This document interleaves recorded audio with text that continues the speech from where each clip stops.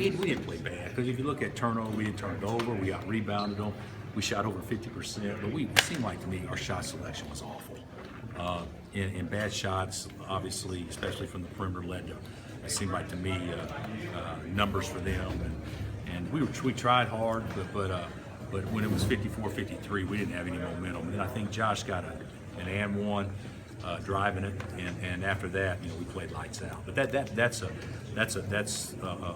great 10 minutes that we played to finish the game, and probably a pretty good 30, but a really good 10. Did the bad shot selection, is that because you guys are too sped up? Yeah, absolutely. We were trying too hard. I mean, we wanted it to be a fast game, but if you shoot a corner three in transition, you miss it, and they get the rebound. Long rebound leads to numbers. I mean, we just weren't very smart in our shot selection. But Tom may say the same thing about his team, because even though there's only 160 points scored, that was a fast-paced game.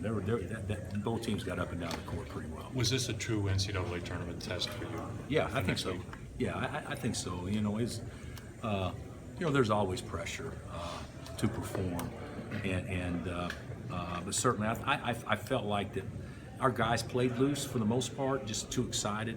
But there was some pressure to you work your butt off all year long so you can hopefully play a regional in Kansas City. So you got to do the things to get there. Now that doesn't mean that we have an advantage or anything like that, but you would think that would be a nice reward to having a good season, and I think our guys played a little tight because of that, and also with Josh in Michigan State. Having them recruit him so hard, and he knows all those guys. He was a little bit too juiced early himself. At the end of the first half, when Vic picked up that foul, Bridges was off balance and had the ball in his offhand. What do you tell the Gerald next time he's in that situation? Well, we told him before he was in the situation this time. It was just not smart at all. We're up 11 with a minute and a half left, and we go in up 5. I mean, and you got to close halves. I would say that was we had a bad stretch. We had about a bad 2-minute stretch in the second half, and a terrible last minute and a half of the first half. But other than that, we were pretty consistent. But certainly that allowed them to get some momentum going to halftime. Landon in foul trouble is a situation you faced before this season. But talk about the contributions of Dwight Colby and what he was able to do for this team. Well, he's great. I didn't go to him. Went to Carleton first, and that didn't work out great because Ward was too big for him.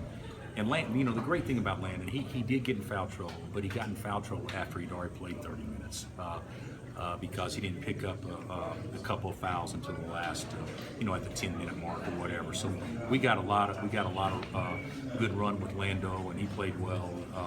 But Dwight, I thought he was as valuable as anybody we had today. I thought he's great, and it wasn't just post defense. He got a couple of steals. His ball screen defense was good.